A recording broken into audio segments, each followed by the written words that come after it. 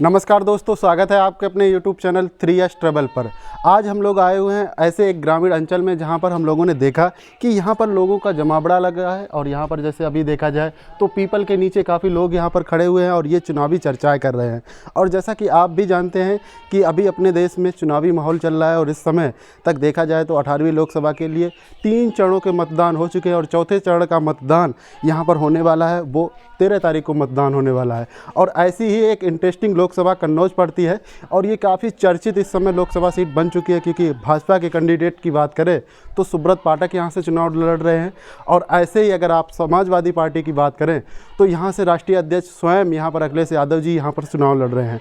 तो ऐसे में काफ़ी युवा हैं और साथ साथ में यहाँ पर कुछ बुजुर्ग लोग भी हैं। उनसे जानते हैं कि इस बार के चुनावी मुद्दे क्या होने वाले हैं, किन को मुद्दों में रखकर ये लोग वोट करने वाले हैं।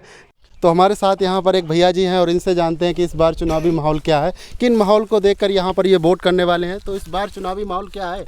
चुनावी माहौल क्या है? इस समय चुनावी माहौल ये चल रहा है जो यहाँ मान लीजिए अपने ज़िला कन्नौज में विकास कार्य हुआ है। अब विकास कार्य के हिसाब से आदमी वो करेगा। अब 10 सालें हो गई हैं, 10 सालें यहाँ मान लीजिए जीत रहे हैं बरोबर मान लीजिए।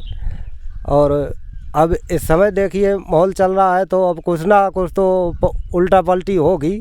तो जैसा कि आप यहाँ बोल रहे हैं कि 10 साल से यहाँ पर बीजेपी यहाँ सरकार में है, केंद्र सरकार में, और यहाँ पर राज्य में भी देखा जाए तो 7 साल हो चुके हैं। तो 7 साल में क्या यहाँ पर आपके यहाँ विकास हुए हैं? यहाँ कुछ नहीं विकास हुआ। ऐसे एक और भैया जी हैं और ये भैया जी, इनसे जानते हैं कि इस बार चुनावी माहौल क्या है। इस बार आप क्या देख कर वोट करने वाले हैं? इस बार तो चुनावी माहौल थोड़ा इधर उधर उल्टा पलटी और हो रहा है कि उनने की कोई सपा में है, कोई भाजपा में है, कोई किसी में है। कई सारी पार्टियां यहाँ इसमें लुढ़क रही हैं। तो जैसा कि आप यहाँ पर 2 पार्टियां हैं तो 2 पार्टियों में अलग अलग वोट बट चुके हैं। ऐसे और एक भैया हैं और इनसे जानते हैं कि इनके क्या मत हैं, कि किन मुद्दों के हिसाब से इनके क्या विचार रहने वाले हैं चुनाव को लेकर। चुनाव को लेके यही विचार है हमारे कि यहाँ मतलब कोई विकास तो हुआ ही नहीं अभी तक। तो यहाँ आपको जैसे विकास, जैसे ये रोड आपको यहाँ पर देखने को मिल रहा है, जैसे यहाँ देखा जाए जिस रोड से हम आए हैं, तो ये इसी कार्यकाल में बना या किसकी कार्यकाल में ये बना? ये तो मायावती कार्यकाल में बना। अच्छा, तो काफ़ी पुराना ये विकास पुराना आया, तब से ऐसे ही डरा है। आपके यहाँ जैसे स्कूल और शिक्षा स्वास्थ्य के लिए इन चीज़ों के कोई चीज़ है ही नहीं, कोई चीज़ अभी नहीं पहुँचा है। तो इनके यहाँ जैसे देखा जाए तो यहाँ पर अभी इनके यहाँ विकास नहीं हुआ इन 5 सालों में। और इनका आप देख भी सकते हैं, जैसे अभी हम लोगों ने आप कैमरा बात भी की थी कि यहाँ पर अभी जैसे बारात घर, इन चीज़ों की यहाँ पर कमी है और यहाँ पर अब पानी की भी समस्या है। तो इन जो मूलभूत जो सुविधाएं होती हैं, इनकी कमी के नज़रिए से ही ये लोग अभी विकास को देखकर यहाँ पर वोट करने वाले हैं। ऐसे अन्य लोग हैं, उनसे जानते हैं कि इनके क्या मत होने वाले हैं। ये हमारे भैया हैं, आपके क्या विचार हैं, आप किन मुद्दों को देखकर यहाँ पर वोट करने वाले हैं? यहाँ काम तो कुछ हुआ नहीं और ये जो पीछे का काम है ये सब पिछली सरकार ने करवाया था, ये बीजेपी ने तो करवाया नहीं। यहाँ पे राजकीय मेडिकल कॉलेज वो भी सपा ने करवाया और इधर ये हाईवे निकला था वो भी सपा ने ही करवाया, लेकिन गांव की तरफ किसी ने कोई काम नहीं करवाया है। जैसे कि अभी आप देख रहे हैं कि जैसे यहाँ पर अभी कई मुद्दे यहाँ पर हर बार होते हैं, जैसे शिक्षा, स्वास्थ्य और रोजगार और महंगाई।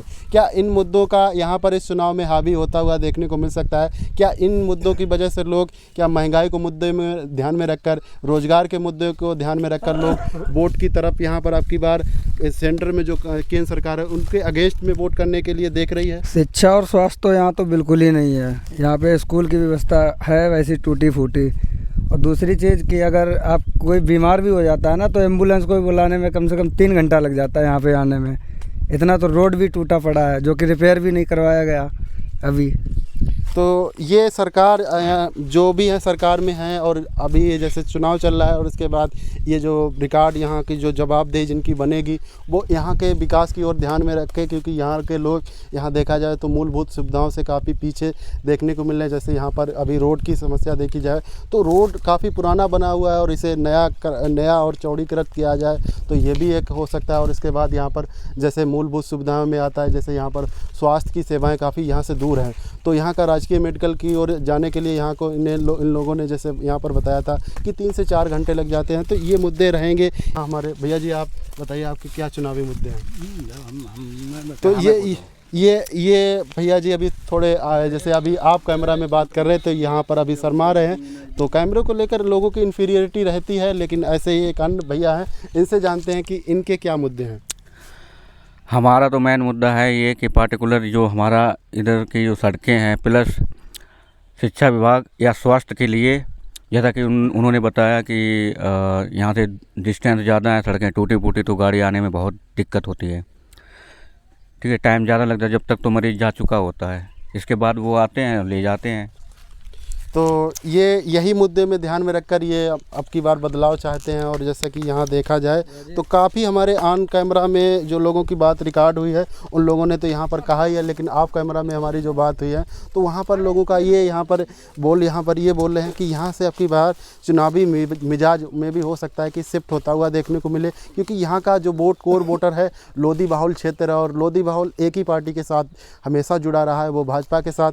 लेकिन इस बार कुछ ऐसी यहाँ पर परिस्थितियाँ बनी है कि जिसकी वजह से यहाँ के कोर वोटर जो लोधी वोट रहे वो यहाँ पर बिखराव करते हुए देखने को मिल सकते हैं। यहाँ पर हैं, इनके क्या मुद्दे हैं, क्या यहाँ आपके यहाँ कोई अन्य तरह का विकास हुआ, जैसे उज्ज्वला योजना हुआ, यहाँ शौचालय की व्यवस्था है, ये मूलभूत जो सरकार अपनी जो अपनी कामयाबियाँ गिना रही हैं उनका विकास आप तक पहुँचा है? मिला है, जैसे पेंशन है और जैसे शौचालय है वो भी प्राप्त हुए हैं, और जैसे कुछ सुविधाएं नहीं मिल पाई तो जैसे मैं पार्टियों से एक ही गुजारिश अपने करना चाहता हूं कि अपनी शिक्षा पर ज़्यादा ही ध्यान दें तो अच्छी बात रहेगी, क्योंकि शिक्षा बहुत नीचे स्तर पर पहुंच गई। तो इसलिए मैं यही गुजारिश अपनी सरकार से भी करना चाहता हूं। तो जैसा कि इन्होंने कहा, ये एक जागरूक मतदाता की ये कहीं ना कहीं एक ये निशानी होती है कि वो हमेशा शिक्षा को प्रेफरेंस दे। और शिक्षा एक ऐसी चीज़ है, आप ये मानकर चलिए, अगर आप शिक्षित होते हैं तो कहीं ना कहीं आप रोज़गार और इन चीज़ों के लिए तब आप एलिजिबल होंगे। अगर आपकी मूलभूत सुविधाएं जैसे शिक्षा से ही वंचित रह गए तो लोग यहाँ तक अपने जो आने वाली जो विकास है उनकी मांग ही नहीं कर सकते हैं। तो सबसे ज़रूरी जो तथ्य है जो इस समय है वो शिक्षा को लेकर यहाँ पर सरकार को पहल करनी चाहिए, और राज्य के साथ साथ यहाँ पर केंद्र सरकार को भी पहल करना चाहिए, क्योंकि यहाँ पर अभी देखा जाए तो गवर्नमेंट जो कॉलेज है वो यहाँ से काफ़ी दूरी पर देखने को मिल रहा है। अगर यहाँ हो सके तो कहीं ना कहीं ऐसे गवर्नमेंट कॉलेज यहाँ पर स्थापित करवाए जाएँ जिसकी वजह से यहाँ पर अफोर्डेबल प्राइस में यहाँ के लोग शिक्षित हो सकें। तो अगली बाइट के लिए अगली जगह पर हम लोग यहाँ पर कवर करेंगे। तो thank you for watching, have a nice day.